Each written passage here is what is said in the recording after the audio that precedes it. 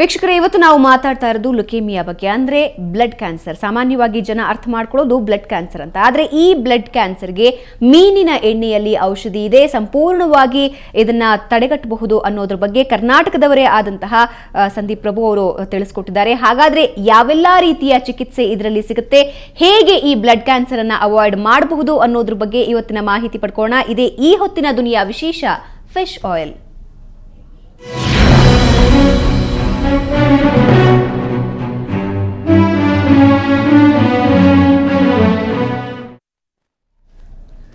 ವೀಕ್ಷಕರೇ, blood cancer ಅಂದ ತಕ್ಷಣ ಸಾಕಷ್ಟು ಗೊಂದಲ ಉಂಟಾಗುತ್ತೆ, ಭಯ ಆಗುತ್ತೆ. ಆದರೆ ಮೀನಿನ ಎಣ್ಣೆ ಮೂಲಕ ಇದನ್ನ ನಾವು ಸಂಪೂರ್ಣವಾಗಿ ತಡೆಗಟ್ಟಬಹುದು ಅಂತ ಸಂದೀಪ್ ಪ್ರಭು ಅವರು ಹೇಳಿದ್ದಾರೆ. ಹಾಗಾದ್ರೆ ಇದರ ಬಗ್ಗೆ ಮಾತಾಡೋದಕ್ಕೆ BGSನ ವೈದ್ಯರಾಗಿರುವಂತಹ ಸುರೇಶ್ ಬಾಬು ಅವರಿದ್ದಾರೆ, ಹಾಗೆ ಆಯುರ್ವೇದಿಕ್ ವೈದ್ಯರಾಗಿರುವಂತಹ ಕಿಶೋರ್ ನಮ್ಮ ಜೊತೆ ಇದ್ದಾರೆ. ಇಬ್ಬರಿಗೂ ಕಾರ್ಯಕ್ರಮಕ್ಕೆ ಸ್ವಾಗತ.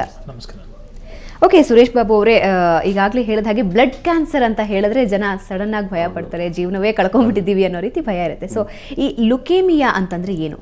ಈ ಲುಕೇಮಿಯಾ ಅಂತಂದರೆ ನಾರ್ಮಲಿ ಇವಾಗ ಒಬ್ಬ ಮನುಷ್ಯನಲ್ಲಿ ಒಂದು ಬ್ಲಡ್ ಸೆಲ್ಸ್ ಏನಿರ್ತವೆ, ಬ್ಲಡ್ ರಕ್ತ ಕಣಗಳು ಆ ಒಂದು ಫೇಸ್ ಆಗಿ ಮೆಚುರೇಷನ್ ಅಂತ ಹೋಗ್ತವೆ. ಅಂದರೆ ಒಂದು ಹಂತದಿಂದ ಇನ್ನೊಂದು ಹಂತಕ್ಕೆ ಬರ್ತಾ ಹೋಗ್ತವೆ. ಈ ಬ್ಲಡ್ ಕ್ಯಾನ್ಸರ್ನಲ್ಲಿ ಏನಾಗುತ್ತೆ, ಅದು ಮೆಚೂರ್ ಹೋಗೋದಕ್ಕೆ ಬಿಡೋಲ್ಲ, ಒಂದು ಸ್ಟೇಜ್ನಲ್ಲೇ ಸ್ಟಾಪ್ ಆಗಿಬಿಡುತ್ತೆ. ಸೊ ಸ್ಟಾಪ್ ಆಗಿಬಿಟ್ಟು ಅವಳ ಕಣಗಳನ್ನು ಕೂಡ ತುಂಬ ಅತಿಯಾಗಿ ಉತ್ಪತ್ತಿ ಆಗ್ತವೆ. ಸೊ ಅವಾಗ ಏನು ಮಾಡುತ್ತೆ, ನಾರ್ಮಲ್ ಆಗಿ ಉತ್ಪತ್ತಿ ಆಗಿರ್ತಕ್ಕಂಥ ಸೆಲ್ಸ್ಗಳ ಸಂಖ್ಯೆ ಕಡಿಮೆ ಆಗ್ತಾ ಹೋಗುತ್ತೆ. ಆಮೇಲೆ ಈ ಕ್ಯಾನ್ಸರ್ ಸೆಲ್ಸ್ ಹೆಚ್ಚಿಗೆ ಆಗ್ತವೆ. ಈ ಕ್ಯಾನ್ಸರ್ ಸೆಲ್ಸ್ ಏನು ಮಾಡ್ತವೆ, ಈ ನಾರ್ಮಲ್ ಬ್ಲಡ್ ಸೆಲ್ಸ್ ಏನಿರುತ್ತೆ ಆ ಒಂದು ಕಾರ್ಯವನ್ನು ಇವು ಮಾಡೋದಿಲ್ಲ. ಸೊ ಅವಾಗ ಮನುಷ್ಯನಿಗೆ ತುಂಬ ವೀಕ್ನೆಸ್ಸು ಅಥವಾ ಏನೋ ರಕ್ತ ಹೆಪ್ಪುಗಟ್ಟೋದಕ್ಕಾಗಲ್ಲ, ಈ ಥರ ಎಲ್ಲ ತೊಂದರೆಗಳು ಬರ್ತವೆ. ಸೊ ಈ ಬ್ಲಡ್ ಕ್ಯಾನ್ಸರ್ ಹೇಳ್ಬೇಕಂದ್ರೆ ನಾರ್ಮಲ್ ಮೆಚುರೇಷನ್ ಏನಿರ್ತದೆ ಸೆಲ್ಸ್ ಹೋಗೋದು, ಅದು ಆಗದೆ ಇಮ್ಮೆಚೂರಲ್ಲಿ ನಿಂತ್ಕೊಂಡು ಬೇರೆ ನಾರ್ಮಲ್ ಆಗಿ ಉತ್ಪತ್ತಿ ಆಗೋಂಥ ಸೆಲ್ಸ್ಗಳಿಗೆ ಹರಡುವಂಥದ್ದನ್ನ ಬ್ಲಡ್ ಕ್ಯಾನ್ಸರ್ ಅಂತ ಕಾಮನ್ ಟರ್ಮ್ಸಲ್ಲಿ ಹೇಳ್ಬೋದು. ಓಕೆ, ಇದಕ್ಕೆ ಕಾರಣಗಳೇನು? ಅಂದರೆ ಈ ಸೆಲ್ಗಳ ಉತ್ಪತ್ತಿಗೆ ಕಾರಣಗಳೇನಾಗುತ್ತೆ?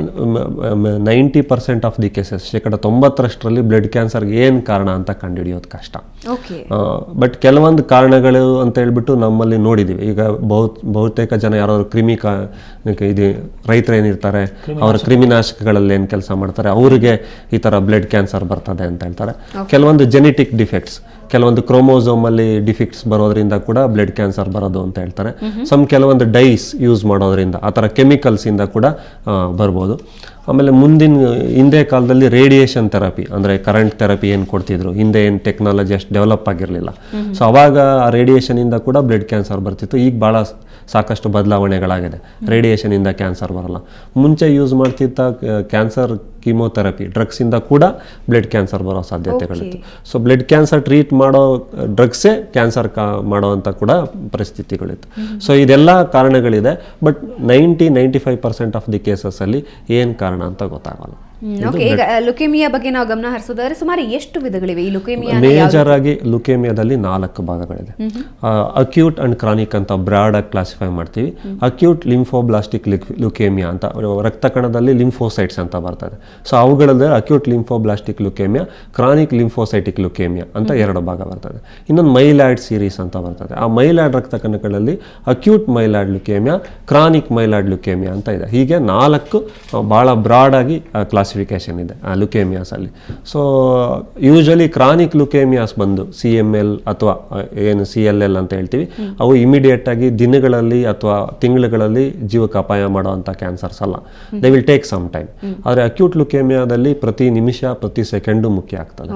ಸೊ ಆವಾಗ ಒಂದು ದಿವಸಗಳಲ್ಲೇ ಕೂಡ ಜೀವಕ್ಕೆ ಆಪತ್ತು ಬರುವಂಥ ಸಮಯ ಇರ್ತದೆ. ಓಕೆ, ಸೊ ಕಿಶೋರ್ ಅವರೇ, ನಾವಿವತ್ತು ಮಾತಾಡ್ತಿರೋದು ಮೀನಿನ ಎಣ್ಣೆ ಬಗ್ಗೆ. ಸಾಮಾನ್ಯವಾಗಿ ನಾವು ಮೀನಿನ ಎಣ್ಣೆ ಬಗ್ಗೆ ಮಾತಾಡುವಾಗ ಅಸ್ತಮಾ ಬಗ್ಗೆ ಜಾಸ್ತಿ ಮಾತಾಡ್ತೀವಿ. ಅಂದರೆ ಮೀನಿನ ಎಣ್ಣೆಯಿಂದ ಅಸ್ತಮಾವನ್ನು ನಿವಾರಣೆ ಮಾಡಬಹುದು ಅಂತ. ಸೊ ಈ ಮೀನಿನ ಎಣ್ಣೆಯ ವಿಶೇಷತೆ ಏನು? ವಿಶೇಷವಾಗಿ ಮೀನಿನ ಎಣ್ಣೆಯಲ್ಲಿ ರೋಗ ಪ್ರತಿರೋಧಕ ಶಕ್ತಿಯನ್ನು ಅಥವಾ ಶರೀರಕ್ಕೆ ಬರ್ತಕ್ಕಂಥ ಸಮಸ್ಯೆಗಳನ್ನು ತಡೆ ಹಿಡಿತಕ್ಕಂಥ ಅಥವಾ ಮುಂದೂಡ್ತಕ್ಕಂಥ ಶಕ್ತಿ ಜಾಸ್ತಿ ಇರೋದ್ರಿಂದ ಅದು ಒಳ್ಳೆಯದು ಅಂತ ಹೇಳ್ತೀವಿ. ಅದರಿಂದ ಶರೀರಕ್ಕೆ ಪೂರಕವಾದಂಥ ಲಾಭ ಇದೆ ಅಂತ ಹೇಳ್ಬೋದು. ಬಟ್ ಇವತ್ತಿನ ಚರ್ಚಾ ವಿಷಯಕ್ಕೆ ಸಂಬಂಧಪಟ್ಟ ಹಾಗೆ ಮಾತಾಡೋದಾದರೆ, ಇವತ್ತಿನ ಚರ್ಚೆ ಏನು ಡಾಕ್ಟರ್ ಪ್ರಭು ಅವರು ಅದನ್ನು ಉಲ್ಲೇಖ ಮಾಡಿದ್ದಾರೆ, ಅದರ ಬಗ್ಗೆ ನಾವು ಇವತ್ತು ವಿಸ್ತೃತವಾದಂಥ ಚರ್ಚೆನ ಮಾಡ್ತಿದ್ದೀವಿ. ಅದು ಇನ್ನೊಂದು ಬುಡಮಟ್ಟದ ಹಂತದಲ್ಲಿದೆ ಅಂತಕ್ಕಂಥದ್ದು. ಅದ್ರ ಬಗ್ಗೆ ಹೆಚ್ಚಿನ ಒಂದು ಆಸಕ್ತಿ, ಗಮನ, ಅದರ ಬಗ್ಗೆ ರಿಸರ್ಚು, ಸಂಶೋಧನೆ ಹೆಚ್ಚಿನ ಪ್ರಮಾಣದಲ್ಲಿ ಮುಂದೆ ಹೋಗಬೇಕಾಗ್ತಕ್ಕಂಥದ್ದು ಅನಿವಾರ್ಯ ಮತ್ತು ಅವಶ್ಯ ಇದೆ ಅಂತಕ್ಕಂಥದ್ದು. ಯಾಕಂದರೆ ಈಗ ಯಾವುದೇ ಒಂದು ಪರಿಶೋಧನೆಯನ್ನು ನಾವು ತಗೊಂಡಾಗ ಟೈಮ್ ಟೆಸ್ಟೆಡ್ ಆದಾಗ ಮಾತ್ರ ಅದರ ಮೇಲೆ ಟ್ರಸ್ಟ್ ಬರಲಿಕ್ಕೆ ಸಾಧ್ಯ ಅಂತಕ್ಕಂಥದ್ದು. ಹೇಗೆ ಆಯುರ್ವೇದ ಅಂದ ತಕ್ಷಣ 5,000 ವರ್ಷಗಳ ಇತಿಹಾಸ ಇದೆ. ಆಯುರ್ವೇದದಲ್ಲಿ ನಾವು ಈ ಲುಕೇಮಿಯಾಗೆ ರಕ್ತಾರ್ಬುದ ಅಂತಕ್ಕಂಥ ಒಂದು ಪರಿಮಿತಿಯಲ್ಲಿ ತಗೋತೀವಿ. ಅದಕ್ಕೆ ಅನುಗುಣವಾಗಿ ಚಿಕಿತ್ಸೆನ ಮಾಡ್ತೀವಿ. ಹೇಗೆ ಡಾಕ್ಟರ್ ಹೇಳ್ತಾ ಇದ್ರು, ಈಗ 1, 4, 8 ಲಕ್ಷ ಆಗ್ತಕ್ಕಂಥ ತೀವ್ರತೆ, ಅದನ್ನು ತಡೆ ಹಿಡ್ತಕ್ಕಂತಹ ಶಕ್ತಿ, ಕಾರ್ಯ, ನೈಪುಣ್ಯತೆ ಎಲ್ಲಿ ಹೇಗೆ ಕೆಲಸ ಮಾಡಲಿಕ್ಕೆ ಸಾಧ್ಯನೋ ಆ ದೃಷ್ಟಿಕೋನದಲ್ಲಿ ಕೆಲಸ ಮಾಡೋದ್ರ ಬಗ್ಗೆ ಒಳ್ಳೆದಿರಬೇಕು. And science is never constant. ಪ್ರತಿಯೊಂದು ಹಂತದಲ್ಲೂ ಪ್ರತಿ ಕ್ಷಣದಲ್ಲೂ ಮುಂದುವರಿತಾ ಇರುತ್ತೆ ಅಂತಕ್ಕಂಥದ್ದು ಭಾಳ ಮೆಚ್ಚುಗೆ ಒಂದು ಸಂಗತಿ. ಅದು ಯಾವುದೇ ಒಂದು ವೈದ್ಯಕೀಯ ಪದ್ಧತಿಯಲ್ಲಾಗಲಿ ಮುನ್ನಡೆ ಆಗ್ತಾ ಇದೆ, ಒಬ್ಬ ಶ್ರೀಸಾಮಾನ್ಯನಿಗೆ ಅದರಿಂದ ಅನುಕೂಲ ಆಗ್ತಾ ಇದೆ ಅಂದರೆ ಡೆಫಿನೆಟ್ಲಿ ಅದನ್ನು ಸ್ವಾಗತಿಸಬೇಕು. ಅದು ನಮ್ಮ ಕರ್ತವ್ಯ, ನಮ್ಮ ಜವಾಬ್ದಾರಿ ಎಂದು ಭಾವಿಸ್ತೀವಿ. ಆದರೆ ಮುಖ್ಯವಾಗಿ ಈ ಪ್ರಾರಂಭದ ಹಂತದಲ್ಲಿ ಒಂದು ರ್ಯಾಟ್ ಮೇಲೆ, ಒಂದು ಮೈಸ್ ಮೇಲೆ ಕೆಲಸ ಮಾಡಿದೆ ಅಥವಾ ಒಂದು ಪ್ರಾಣಿ ಮೇಲೆ ಅದು ಕೆಲಸ ಮಾಡಿದೆ ಅಂದ ತಕ್ಷಣ ನೇರವಾಗಿ ನಾವು ಸಂತೃಪ್ತಿ ಪಡಬೇಕಾಗ್ತಕ್ಕಂಥ ಒಂದು ಪರಿಸ್ಥಿತಿಯಲ್ಲಿ ಇವತ್ತು ನಾವಿಲ್ಲ. ಯಾಕೆಂದರೆ Ayurveda is ever constant, never changing ಅಂತ ಕರಿತೀವಿ. ಅಂದರೆ 5,000 ವರ್ಷಗಳ ಹಿಂದೆ ಅನಾದಿ ಮತ್ತು ಅನಂತ ಅಂತಕ್ಕಂಥ ಒಂದು ದೃಷ್ಟಿಕೋನದಲ್ಲಿ ನಾವೇನು ನೋಡ್ತೀವಿ, ಏನಿತ್ತು ಅದೇ ಇವತ್ತಿಗೂ ಇದೆ. ಹಾಗೆ ಅದು ಸತ್ಯ, ನಿರಂತರವಾಗಿ ಅದು ಕೆಲಸ ಮಾಡುತ್ತೆ ಅಂತಕ್ಕಂಥದ್ದು. ಒಂದು ಕ್ಷಮೆ ಯಾಚಿಸಿ ಅದಕ್ಕೆ ಗೌರವವನ್ನು ಕೊಟ್ಟು, ನನ್ನ ಅನ್ಯ ವೈದ್ಯಕೀಯ ಪದ್ಧತಿಗಳಿಗೆ ಡ್ಯೂ ರೆಸ್ಪೆಕ್ಟ್ಸನ್ನು ಕೊಟ್ಟು ಹೇಳೋದಾದರೆ, ಕೆಲವೊಂದು ಸಂದರ್ಭದಲ್ಲಿ ಅಥವಾ ಅನೇಕ ಸಂದರ್ಭದಲ್ಲಿ it is never constant, ever changing ಅಂತಕ್ಕಂಥದ್ದು. ಸೊ ಹೀಗಾಗಿ it is A welcome move. ಅದ್ರ ಬಗ್ಗೆ ಏನೂ ಆಕ್ಷೇಪಣೆ ಇಲ್ಲ. ಏನು ಡಾಕ್ಟರ್ ಹೇಳ್ತಾ ಇದ್ರು, ಈ ಹಿಂದೆ ಕೆಲವೊಂದ್ಸಲಿ ಲುಕೇಮಿಯಾ ಟ್ರೀಟ್ಮೆಂಟ್ಗೆ ನಾವು ಬೇರೆ ಇದಕ್ಕೆ ಕೊಡುವಾಗ ಲುಕೇಮಿಯಾ ಬರ್ತಿತ್ತು, ಕೀಮೋಥೆರಪಿಯ ಸೈಡ್ ಎಫೆಕ್ಟ್ ಆಗಿ ಬರ್ತಿತ್ತು. ಹೀಗೆ ಬರ್ತಕ್ಕಂಥದ್ರಿಂದ ಅವರು ಸಂಶೋಧನೆಯನ್ನು ಮಾಡಿ ಇವತ್ತಿನ ಒಂದು ಆವಿಷ್ಕಾರಗಳಲ್ಲಿ ಅವರು ತಮ್ಮ ನೈಪುಣ್ಯತೆಯನ್ನು ಹೊಂದ್ತಾ ಇದ್ದಾರೆ. ನಾವು ಹಿಂದಿನ ನೈಪುಣ್ಯತೆಯನ್ನು ಇಟ್ಕೊಂಡು ಇವತ್ತು ಅದನ್ನು ಜನರಿಗೆ ಮುಟ್ತಕ್ಕಂಥ ಒಂದು ಪ್ರಯತ್ನವನ್ನು ಪ್ರಾಮಾಣಿಕವಾಗಿ ಮಾಡ್ತಾ ಇದ್ದೀವಿ ಅಂತಕ್ಕಂಥದ್ದು.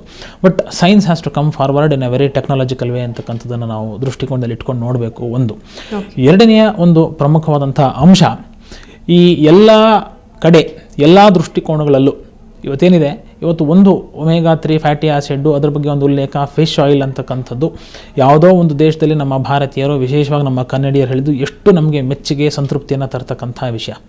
ಆದರೆ ನಮ್ಮಲ್ಲೇ ಇರತಕ್ಕಂಥ ಹರ್ಬೋ ಮಿನರಲ್ ಕಾನ್ಸೆಪ್ಟ್ಸು, ಬರೀ mineral origin, metal based drugs ಲುಕೇಮಿಯಾನ ಅನೇಕ ಶತಮಾನಗಳಿಂದ ಕೆಲಸ ಮಾಡಿಕೊಂಡು ಕಾಪಾಡ್ಕೊಂಡು ಬರ್ತಾ ಇದೆ ಅಂತಕ್ಕಂಥದ್ದು. ಅಂದರೆ ಆವಾಗ ಅದಕ್ಕೆ ಸೈಂಟಿಫಿಕ್ ಫುಟಿಂಗು, ಸೈಂಟಿಫಿಕ್ ಬ್ಯಾಕಪ್ ಇಲ್ಲದೆ ಇರ್ಬೋದು. ಅಂದರೆ ಇವತ್ತು ನಾವೇನು ಒಂದು ಸೈಟಾಲಜಿ ಮಾಡ್ತೀವಿ, FNAC ಮಾಡ್ತೀವಿ, ಬಯಾಪ್ಸಿ ಮಾಡ್ತೀವಿ, ಇಮ್ಯುನೋಫೈಟೋಟೈಪಿಂಗ್ ಮಾಡ್ತೀವಿ, ಈ ಒಂದು ದೃಷ್ಟಿಕೋನದಲ್ಲಿ ಅವರ ಅದನ್ನು ನಿಮಗೆ ಪ್ರೂವ್ ಮಾಡ್ತಕ್ಕಂಥ ಶಕ್ತಿ ನಮ್ಮ ಹಿಂದಿನ ಆಚಾರ್ಯರಿಗೆ ಇಲ್ಲದೆ ಇರ್ಬೋದು. ಅದನ್ನು ನಾನು ಖಂಡಿತವಾಗ್ಲೂ ಒಪ್ತೀನಿ. ಅದರ ಅವಶ್ಯಕತೆಯೂ ಆಗಿರಲಿಲ್ಲ. ಹೌದು. ಆದರೆ ಇವತ್ತಿನ ಮಟ್ಟದಲ್ಲಿ ಅದರ ಅವಶ್ಯಕತೆ ವೈಜ್ಞಾನಿಕವಾಗಿದೆ. ಇವತ್ತು ನಾವು ವಿಶ್ವದ ಒಂದು ದೃಷ್ಟಿಕೋನದಲ್ಲಿ ಇಟ್ಕೊಂಡು ನೋಡಿದಾಗ ಅನ್ಯರು, ಪಾಶ್ಚಾತ್ಯರು ನಮ್ಮನ್ನು ಒಪ್ಪಬೇಕು, ನಮ್ಮನ್ನು ನಂಬಬೇಕು, ನಮ್ಮ ತತ್ವ ಸಿದ್ಧಾಂತಗಳ ಬಗ್ಗೆ ಅವ್ರ ಮೆಚ್ಚುಗೆಯನ್ನು ಕೊಡಬೇಕು ಅಂದಾಗ ನಾವು ಅವರ ಪರಿಣಿತಿಯಲ್ಲಿ, ಅವರ ಪ್ಯಾರಾಮೀಟರ್ಸಲ್ಲಿ ಅದನ್ನು ಒಪ್ಪಿಸ್ತಕ್ಕಂಥದ್ದು ನಮ್ಮ ಕರ್ತವ್ಯ ಆಗಿದೆ. ಆ ದೃಷ್ಟಿಕೋನದಲ್ಲಿ ಇವತ್ತು ತುಂಬ ಕೆಲಸವನ್ನು ಮಾಡ್ತಾ ಇದೆ. ದುಸ್ಥಿತಿಯ ಪರಿಸ್ಥಿತಿ ನಾನು ಈ ಒಂದು ಸಂದರ್ಭದಲ್ಲಿ ಜನಕ್ಕೆ ಹೇಳೋದು ಇಷ್ಟಪಡೋದು ಅಂದರೆ, ಎಸ್ಟಾಬ್ಲಿಷ್ ಆಗಿರೋದನ್ನೇ ನಾವಿನ್ನೂ ಒಪ್ಕೊಳ್ಳೋಕ್ಕೆ ತಯಾರಿಲ್ಲ.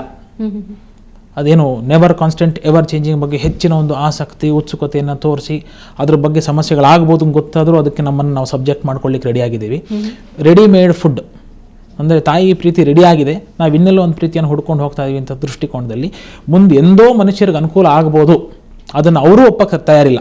ಯಾರು ಸಂಶೋಧನೆಯನ್ನು ಮಾಡಿದ್ದಾರೆ ಅವರನ್ನು ಸೇರಿಸಿ ನನ್ನವರೆಗೂ ಯಾರನ್ನು ಇದೇ ನಿಖರವಾಗಿ ಈ ಒಂದು ಇದಕ್ಕೆ ವಂಡರ್ ಡ್ರಗ್ ಕೆಲಸ ಮಾಡುತ್ತೆ ಲುಕೇಮಿಯಾಗೆ, ಅಥವಾ ಏನು CML ಅಂತ ಹೇಳ್ತಾ ಇದ್ದಾರೆ, ಕ್ರಾನಿಕ್ ಮೈಲೋಜೆನಸ್ ಲುಕೇಮಿಯಾ, ಇದಕ್ಕೆ ಪರ್ಮನೆಂಟಾಗಿ ಈ ಒಂದು ಫಿಶ್ ಆಯಿಲನ್ನು ಕೊಟ್ಟುಬಿಡಿ, the problem is solved, rest part of the life is trouble free, sustainable remission ಅಥವಾ ಲಾಂಗ್ ಟರ್ಮ್ ನೋ ರಿಲ್ಯಾಪ್ಸ್, ಈ ಥರದ ಪದಗಳು ಖಂಡಿತವಾಗ್ಲೂ ಯಾರೂ ಉಪಯೋಗ ಮಾಡಲಿಕ್ಕೆ ಸಾಧ್ಯ ಇಲ್ಲ. ಯಾಕಂದರೆ ನಾಳಿನ ಬಗ್ಗೆ ಭರವಸೆ ಇಲ್ಲ.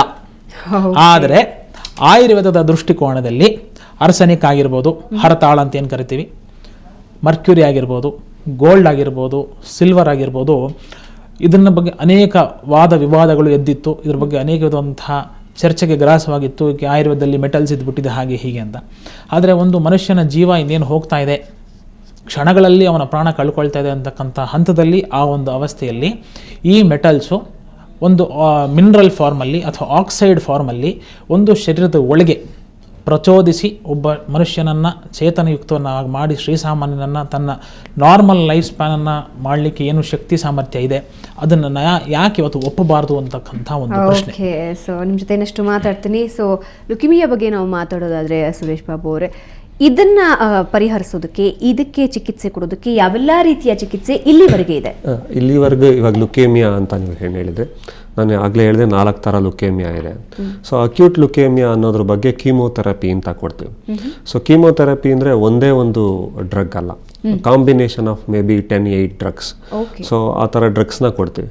ಸೊ ಈ ಡ್ರಗ್ಸ್ಗಳು ಯಾವುವು ಮೇಲಿಂದ ಬಂದವಲ್ಲ. ಕೆಲವೊಂದು ಡ್ರಗ್ಸ್ಗಳನ್ನ ಈ ಫ್ಲವರಿಂದ ಇದು ಮಾಡಿದ್ದಾರೆ, ಕೆಲವೊಂದು ಡ್ರಗ್ಸ್ ಟ್ರೀ ಬಾರ್ಕ್ ಅಂತ ಏನು ಕರಿತೀವಿ, ಕೆಲವೊಂದು ಫಂಗಸ್ಸಿಂದ ಇದು ಮಾಡಿದ್ದಾರೆ. ಅದರಲ್ಲಿರ್ತಕ್ಕಂಥ ಕೆಮಿಕಲ್ ಕಂಟೆಂಟ್ ನೋಡಿ ಅದರಿಂದ ಇದು ಮಾಡಿದ್ದಾರೆ. ಇದು ಅಲ್ಲದೆ ಅಕ್ಯೂಟ್ ಲುಕೇಮಿಯಾ ಇದರಲ್ಲಿ ಗುಣ ಆಗದೆ ಇರೋರಿಗೆ ಬೋನ್ ಮ್ಯಾರೋ ಟ್ರಾನ್ಸ್ಪ್ಲಾಂಟ್ ಅಂತ ಮಾಡ್ತೀವಿ. ಬೋನ್ ಮ್ಯಾರೋ ಟ್ರಾನ್ಸ್ಪ್ಲಾಂಟ್ ಅಂದರೆ ಅದು 6/6 ಮ್ಯಾಚ್ ಇರ್ತಕ್ಕಂಥ ಬೇರೆಯವರ ರಕ್ತ ಕಣಗಳನ್ನು ತೆಗೆದು ಇವ್ರಿಗೆ ಕೊಡ್ತಕ್ಕಂಥದ್ದು. ಸೊ ಮುಂಚೆ ಬೋನ್ ಮ್ಯಾರೋ ಟ್ರಾನ್ಸ್ಪ್ಲಾಂಟ್ನಲ್ಲಿ ತುಂಬ ಜನ ಸಾಯ್ತಾ ಇದ್ರು, ಭಯ ಇತ್ತು. ಬಟ್ ಈಗ ಆಗಿರೋ ಡೆವಲಪ್ಮೆಂಟ್ಸಲ್ಲಿ ಅದರಲ್ಲಿರೋ ಮಾರ್ಟಾಲಿಟಿನೂ ಕಡಿಮೆ ಆಗಿದೆ. So as chronic myeloid leukaemia, ಏನು fish oil chronic myeloid leukaemia ಅನ್ನೋ ಲುಕೇಮಿಯಾದಲ್ಲಿ ಭಾಳ ಇದಾಗಿದೆ ಅಂತ ಡಾಕ್ಟರ್ ಸಂದೀಪ್ ಹೇಳಿದ್ದಾರೆ.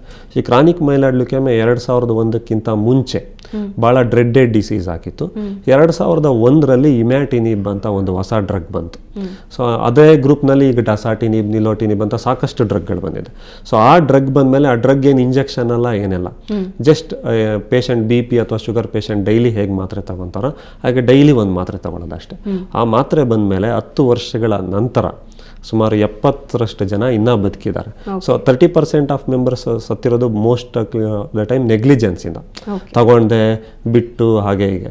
2001ರಲ್ಲಿ ಈ ಡ್ರಗ್ ಬಂದಾಗ ಒಂದು ತಿಂಗಳಿಗೆ ಈ ಡ್ರಗ್ ಕಾಸ್ಟ್ ಬಂದು 1.5 to 2 ಲಕ್ಷ. ಸೊ ಹಾಗಿತ್ತು. ಸೊ ಸುಮಾರು 2003-04 ಟೈಮ್ನಲ್ಲಿ ಮ್ಯಾಕ್ಸ್ ಅಂತ ಒಬ್ಬ ಹುಡುಗ, ಈ ವಾಸ್ ಎ ಅಮೇರಿಕನ್, ಅವನು ಕ್ರಾನಿಕ್ ಮೈಲಾಯ್ಡ್ ಲುಕೇಮಿಯಾದಲ್ಲಿ 1996ರಲ್ಲಿ ತೀರ್ಕೊಂಡಿದ್ದ. ಸೊ ಆತನ ತಂದೆ ತಾಯಿ ಮ್ಯಾಕ್ಸ್ ಫೌಂಡೇಶನ್ ಅಂತ ಒಂದು ಮಾಡಿ, ಸೊ ಆಫ್ರಿಕಾದಲ್ಲಿರೋ ಒಂದು ಬಡ ಮಕ್ಕಳಿಗೆ ಆ ಕಂಪ್ನಿಗೆ ಏನು ಡ್ರಗ್ ಪ್ರೊಡ್ಯೂಸ್ ಮಾಡ್ತಿತ್ತು ಅದನ್ನು ಫ್ರೀ ಆಫ್ ಕಾಸ್ಟ್ ಕೊಡಿ ಅಂತ ಒಂದು ರಿಕ್ವೆಸ್ಟ್ ಕಳಿಸಿದ್ರು. ಆ ಕಂಪ್ನಿ ಅದಕ್ಕೆ ಹೋಗೊಟ್ಟು ಎಲ್ಲ ಡೆವಲಪಿಂಗ್ ಕಂಟ್ರೀಸ್, ಭಾರತದಲ್ಲೂ ಕೂಡ ಯಾರು ಬಿಲೋ ಪಾವರ್ಟಿ ಲೈನ್ ಇದ್ದಾರೆ ಅವ್ರಿಗೆಲ್ಲ ಫ್ರೀ ಕೊಡ್ತೀವಿ ಅಂತ ಹೇಳ್ಬಿಟ್ಟು ಒಂದು ಮ್ಯಾಕ್ಸ್ ಫೌಂಡೇಶನಿಂದ GPAP ಪ್ರೋಗ್ರಾಮ್ ಅಂತ ಮಾಡೋದು. ಇವತ್ತು ಭಾರತ ದೇಶದಲ್ಲಿ ಸುಮಾರು 10,000 ಜನ ಕ್ರಾನಿಕ್ ಮೈಲಾಯ್ಡ್ ಲುಕೇಮಿಯಾದಲ್ಲಿರೋ ಪೇಷಂಟ್ಸು ಈ ಡ್ರಗ್ನ ಫ್ರೀಯಾಗಿ ಕಡಿತಾ ಇದ್ದಾರೆ. ಸೊ ಆ ಡ್ರಗ್ ಫ್ರೀಯಾಗಿ ಸಿಗ್ತಿದೆ. ಸೊ ಕ್ರಾನಿಕ್ ಮೈಲಾಯ್ಡ್ ಲುಕೇಮಿಯಾದಲ್ಲಿ ಇಮ್ಯಾಟಿನಿಬ್ ಅನ್ನೋ ಡ್ರಗ್ ಬಂದಿದ್ದು ಒಂದು ಮೈಲಿಗಲ್ಲು. ಸೊ ಫಿಶ್ ಆಯಿಲ್ ಬಗ್ಗೆ ಈಗ ಡಾಕ್ಟರ್ ಸಂದೀಪ್ ಹೇಳ್ತಿದ್ದಾರೆ, ನೋಡಿ ಅದ್ರ ಬಗ್ಗೆ ನಿಮ್ಮ ಜೊತೆ ಇನ್ನಷ್ಟು ಮಾತಾಡ್ತೀನಿ. ಸೊ ವೀಕ್ಷಕರೇ, ಒಂದು ಉತ್ತಮ ಮೈಲಿಗಲಾಗಬೇಕು ಅಂದರೆ ಹಲವಾರು ಸಂಶೋಧನೆಗಳು ಬೇಕಾಗುತ್ತೆ. ಅಂತಹ ಸಂಶೋಧನೆಯಲ್ಲೇ ಸಂದೀಪ್ ಪ್ರಭು ಅವರು ಕೂಡ ತೊಡಕೊಂಡಿದ್ದಾರೆ. ಮೀನಿನ ಎಣ್ಣೆಯಿಂದ ಈ ಒಂದು ಬ್ಲಡ್ ಕ್ಯಾನ್ಸರ್ನ ಒಂದು ಭಾಗವಾಗಿರುವಂತಹ CML ನ ನಿವಾರಣೆ ಮಾಡಬಹುದು ಅಂತ ಹೇಳ್ತಿದ್ದಾರೆ. ಅದ್ರ ಬಗ್ಗೆ ಇನ್ನಷ್ಟು ಮಾಹಿತಿ ನೀಡ್ತೀನಿ. ಅದಕ್ಕೂ ಮುಂಚೆ ಒಂದು ಸಣ್ಣ ವಿರಾಮ.